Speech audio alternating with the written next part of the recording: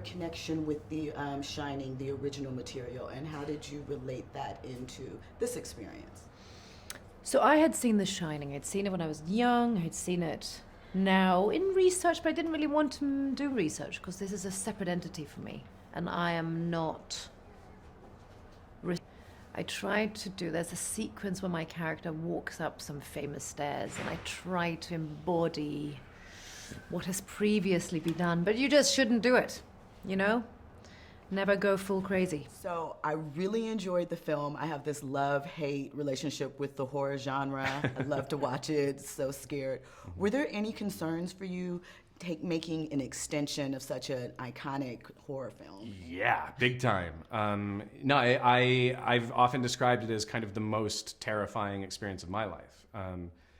Just kind of knowing that we were going to be standing in the shadows of these two monolithic creators, you know, each a genius, and us, you know, all of us kind of working on this felt very, very intimidated and humbled and very small, kind of living in those shadows. So yeah, it's been daily. It's been incredibly intimidating.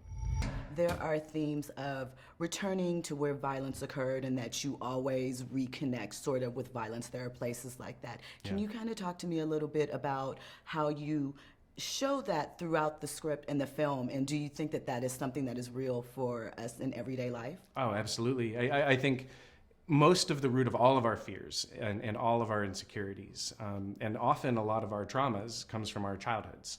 And those childhoods, you know, can be wrapped up in places. It can be wrapped up in the house we grew up in or in the schools that we went to. In Dan's case, it's the Overlook more than anything, because the Overlook just happened to be the place where his family imploded so violently, and where that safety, that relationship with his parents that was meant to be one of love was weaponized, you know, and that has echoed through his life in such a profound and dark way. I do think for all of us, and I think, you know, if you've spent as much time in therapy as I have, you've probably had a similar experience where to confront some of the most immediate problems in your life often means having to go back and confront these truths about things that happened so long ago, things that happened often in our childhoods that we haven't been able to confront. You know, that's the way through.